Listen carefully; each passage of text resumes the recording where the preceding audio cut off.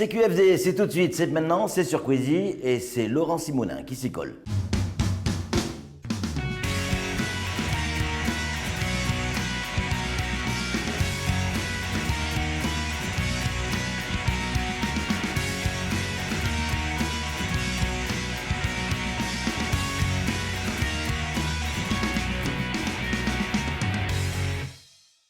Monsieur Simonin, bonjour. Bonjour. Merci de nous accueillir ici au commissariat de Mamoudzou.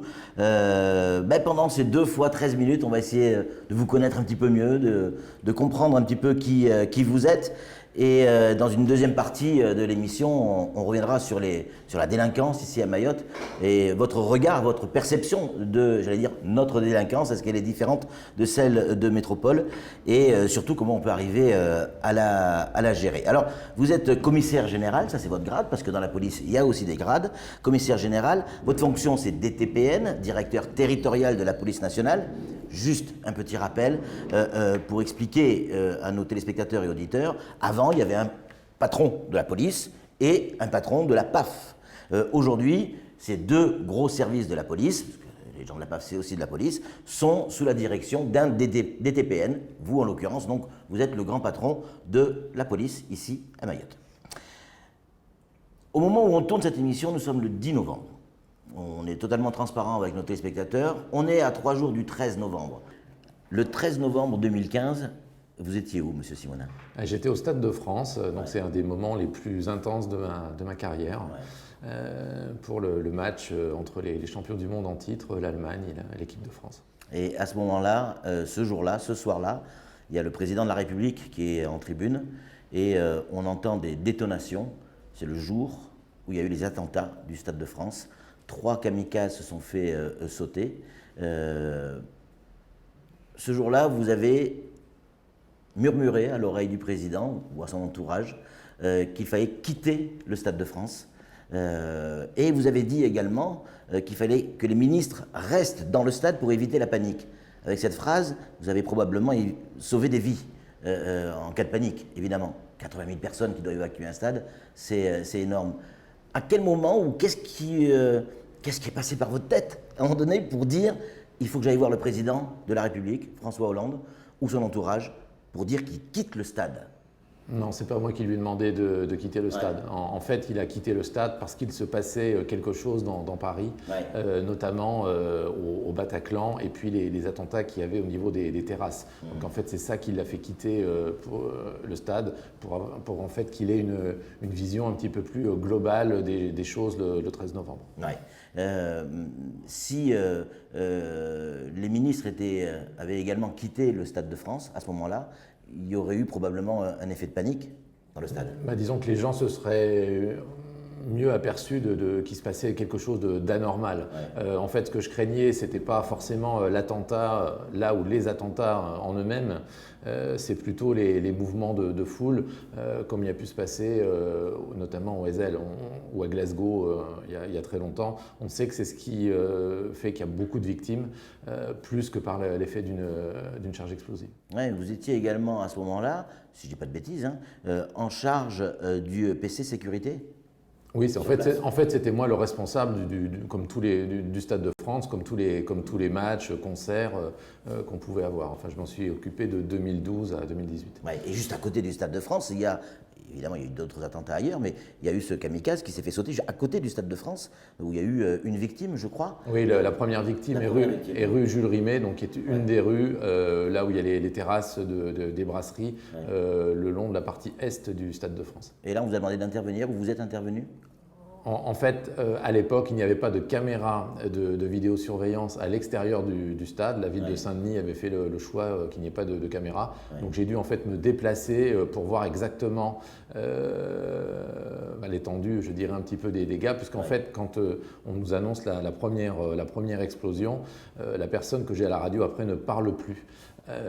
Donc je pense qu'il est touché, et donc c'est pour ça que je suis parti en courant voir ce qui se passait, puisque personne ne me donnait d'infos sur la situation. Et je suis arrivé sur place au moment où en fait le deuxième kamikaze actionnait son gilet. Donc vous étiez dans le stade au moment où ça saute? De la première explosion La à première 21h17, oui. Et là, vous comprenez de suite ce qui se passe? Non, absolument pas.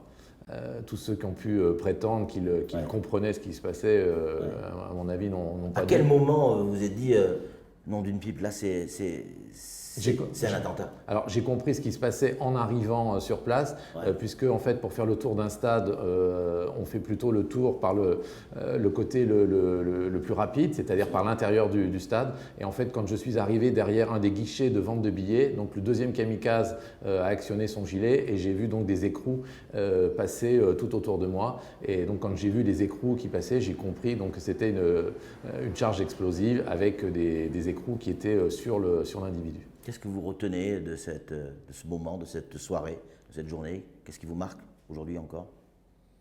En fait, on est surtout préoccupé par ce qui va se passer, enfin, par ce qui s'est passé, comment on s'est organisé, est-ce qu'on a bien fait.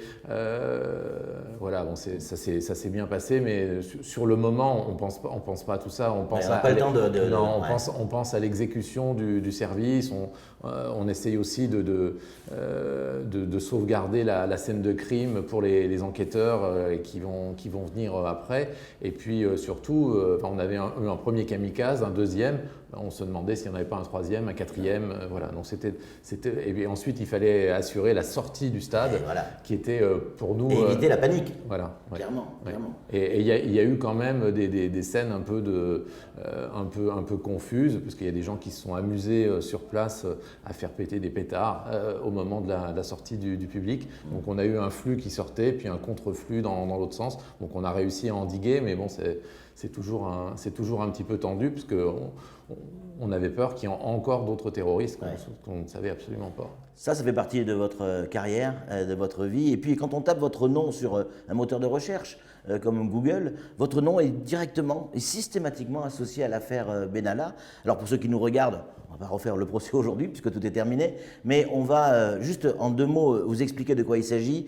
Pour ceux qui n'ont pas suivi l'affaire, nous sommes le 1er mai 2018, c'est la fête du travail, il y a une manifestation, des affrontements éclatent entre des policiers et des manifestants. Parmi les policiers, il y a un observateur qui s'appelle Alexandre Benalla et il utilise la force à un moment donné pour interpeller une personne. Ça, ce sont les faits, c'est du factuel. Là où ça se complique un petit peu dans l'affaire Benalla, c'est qu'à un moment donné, vous lui remettez un CD avec un film dessus, ou plusieurs images, on va dire, d'une manière générale. Et il se trouve que ça, certains disent que c'était illégal. Vous avez été jugé à plusieurs reprises, à 3 reprises, je crois. Aujourd'hui, vous êtes totalement blanchi, mais vous en avez subi de sacrées conséquences. Vous avez été dégradé, démis de vos fonctions, puis réintégré, puis regradé. Ça laisse des traces, cette histoire? Oui, forcément, ça laisse des traces. Ouais. Oui. Vous n'avez pas en parlé beaucoup de ça? Non, je n'ai jamais parlé devant la presse et je n'en parlerai pas. Il n'y a pas quelque chose que vous regrettez aujourd'hui?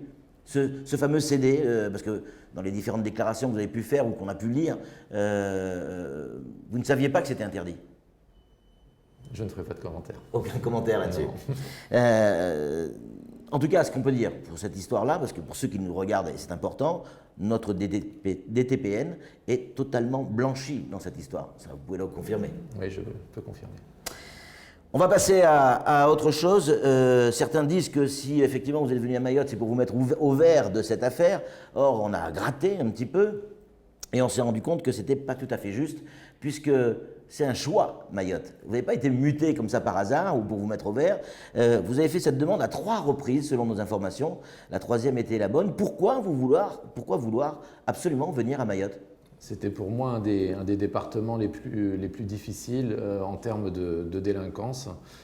Donc en fait, j'avais choisi 3 fois de venir ici pour voir un petit peu une situation un petit peu différente, puisque j'avais toujours travaillé en métropole et surtout en région parisienne. Ouais. Et qu'est-ce que vous aviez, avant d'arriver ici, comme image de Mayotte en termes de délinquance? Je ne connaissais pas du tout la délinquance telle qu'elle est ici, et c'est vrai qu'elle est particulière. On ne retrouve absolument pas ça dans les banlieues parisiennes, même à Dreux où je suis passé avant, où on a une délinquance qui est plutôt structurée par le trafic de stupéfiants.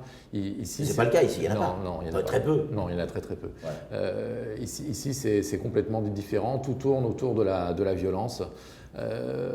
C'est assez incroyable de voir les gens qui se blessent, qui se tuent, avec finalement des armes souvent assez rudimentaires.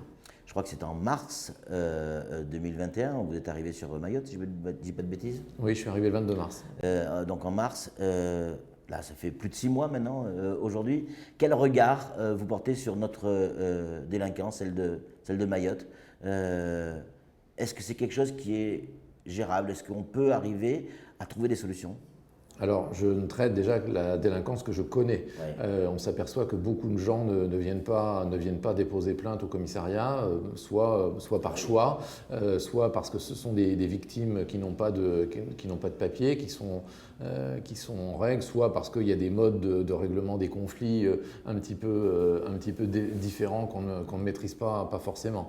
Donc je ne vous par crainte tout simplement de représailles aussi. Tout à fait. Donc je pense qu'il y a vraiment une grosse partie de la délinquance que je ne connais pas, donc je ne peux vous parler que ce qui est dans nos chiffres actuels. Si on se réfère aux chiffres, les chiffres ne sont pas forcément très importants en volume. En termes de faits. Exactement. C'est assez bas, mais ce qui est surprenant, c'est le nombre d'affaires criminelles qu'on peut avoir par rapport à la totalité des faits. On a énormément d'affaires criminelles. Alors j'entends par affaires criminelles pas forcément des crimes de sang, mais ce que nous, policiers, ou ce que les magistrats considèrent comme étant des affaires criminelles, c'est-à-dire en se référant au code pénal, c'est à la fois des atteintes contre les biens, ça peut être des vols à main armée, quand on dit vol à main armée, c'est bien sûr pas des vols sous la menace d'une arme à feu, mais ici c'est plutôt une arme blanche. Ce qui reste une arme. Voilà.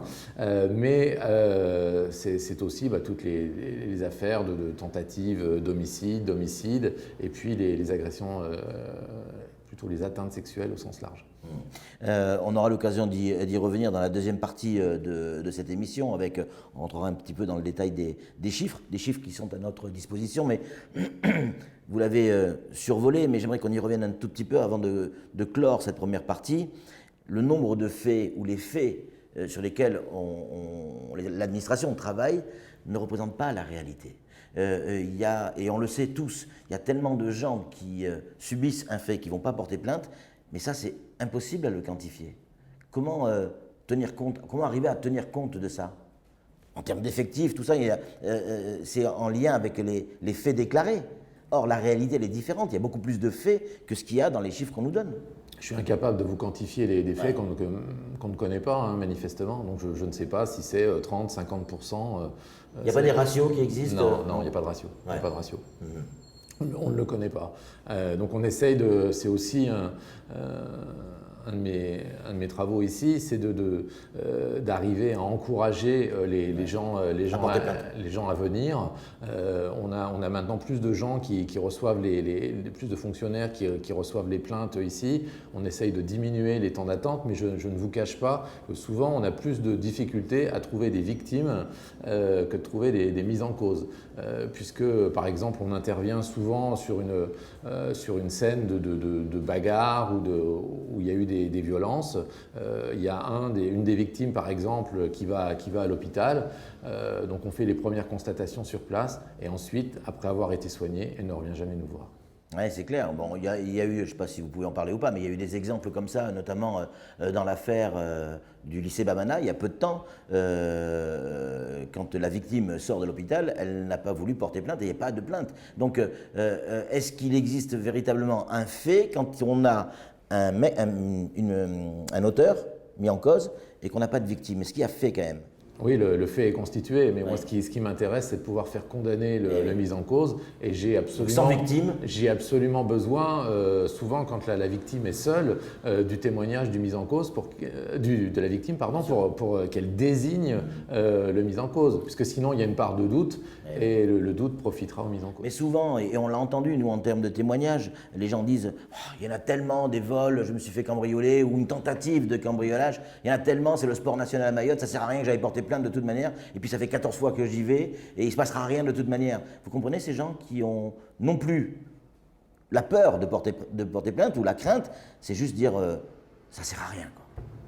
Je ne pense pas que ça sert à rien. En C'est fait, ce qu'ils pensent. Oui, en fait, on s'aperçoit que les équipes ne sont pas forcément si nombreuses que ça. Ouais. Et par exemple, on avait pas mal d'incidents dans certains quartiers de Mamoudzou, et on s'aperçoit que quand on met 7 personnes en prison pour une affaire d'homicide, mais après ça bouge moins dans le quartier. Donc ça veut dire que quand on arrive à mettre hors d'état de nuire une bande, ça va mieux. Alors il y en a d'autres qui prendront leur place, hein, mais ça va mieux. Ouais. Vous restez avec nous si vous êtes d'accord. Laurent Simonet, on va tourner une page de pub. Juste après, on reviendra sur les chiffres et on reviendra en détail sur la délinquance que l'on peut trouver à Mayotte. Et vous nous donnerez évidemment votre avis sur les stratégies à mettre en place pour tenter d'éradiquer, je ne sais pas si on peut éradiquer une délinquance sur un territoire comme Mayotte. Allez, on tourne une page de pub et on revient juste après sur le plateau de CQFD avec Laurent Simonet.